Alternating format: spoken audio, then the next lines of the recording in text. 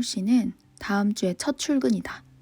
출근하기 전날 침대에 누워 직장인으로서의 마음을 다잡는다.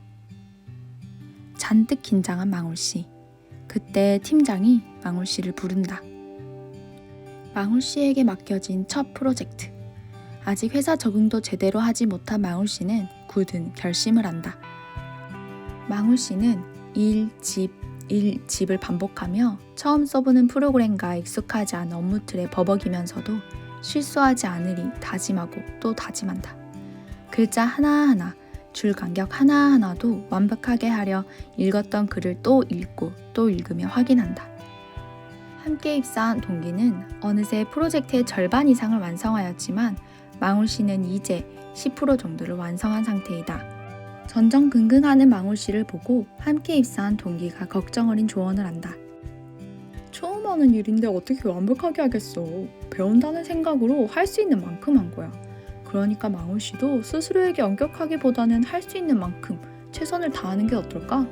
그 모습을 지켜보던 팀장이 망울 씨를 부른다.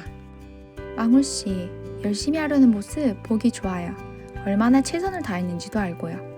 내가 망울 씨에게 프로젝트를 맡긴 건 망울 씨에게 부담을 주려고 했거나 망울 씨에게서 완벽한 결과물을 원했던 건 아니었어요. 열심히 하는 모습이 좋다고 생각했는데 이렇게 불안해할 줄은 몰랐네요. 사실 이렇게 일이 자꾸 늦어지며 곤란한 것도 사실입니다.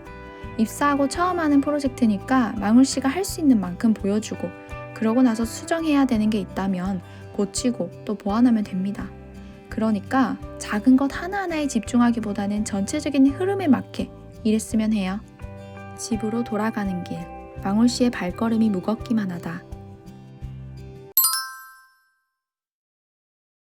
누가 시킨 것도 아닌데 스스로에게 의무를 부여하고 있지는 않나요?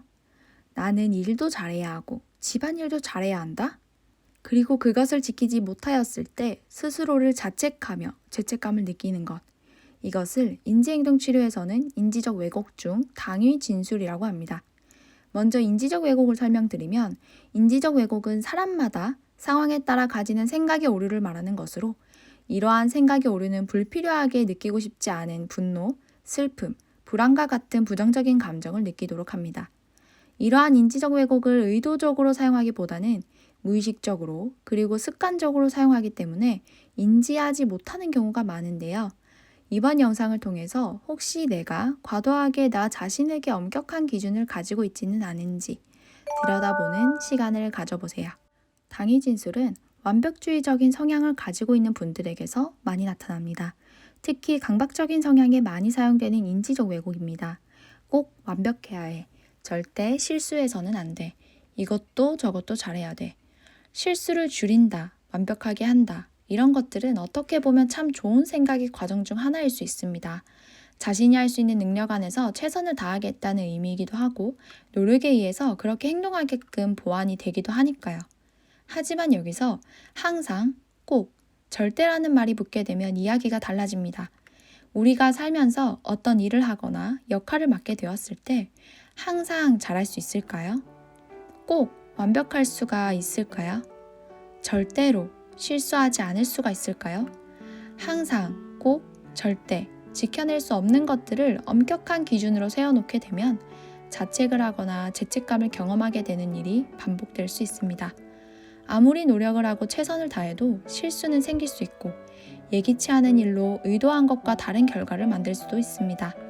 강박증으로 상담하시는 분들과 인지행동 치료를 하다 보면 생각의 불이에 나는 완벽해야 돼, 잘해야 돼, 실수해서는 안 돼 라는 생각을 가지고 있는 경우가 많습니다.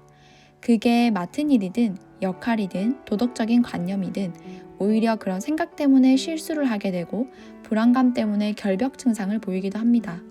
어쩌다 무단횡단을 해서도 안 되고 과제를 조금이라도 늦게 제출해서는 안 되는 거예요. 그런 모든 기준이 타인에게는 그럴 수도 있지, 사정이 있었겠지 하며 관대하지만 유독 자신에게만 아주 엄격하게 적용이 됩니다.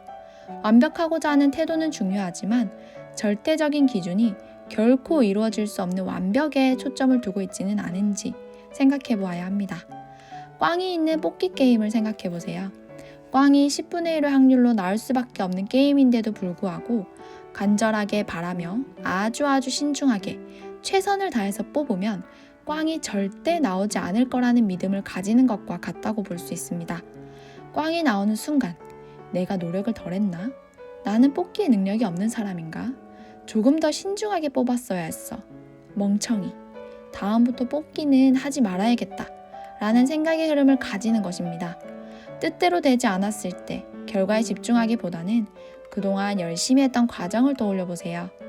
그리고 만약 최선을 다했는데도 불구하고 실수가 있었거나 만족스러운 결과를 받지 못했을 때 꽝 게임을 떠올려 보세요.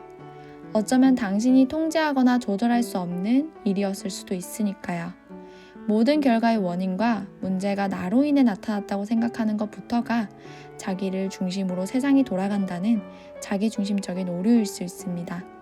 나의 능력과 노력과 별개로 그럴 수밖에 없었던 일이었을 수 있어요. 당신은 최선을 다했어요. 하지만 이번에는 어떤 이유로 완벽하게 하지 못하였을 수 있어요. 근데 그렇다고 해서 당신이 못난 사람이거나 실패한 사람은 아니에요. 이번 일이 조금 아쉬웠을 뿐이지 이번 경험을 통해서 다음에는 분명 더 잘할 수 있을 거예요. 다음 영상에서도 인지적 왜곡의 종류를 하나하나 다뤄보도록 하겠습니다. 나에게 해당되는 것은 없는지 찬찬히 들여다보고 무의식을 의식으로 가져오는 연습을 해보세요. 생각을 자유롭게 만드는 루틴, 마음 가이드북이 아래에 링크를 통해 안내되어 있으니 이용해보아도 좋습니다. 그럼 이만 또 만나요.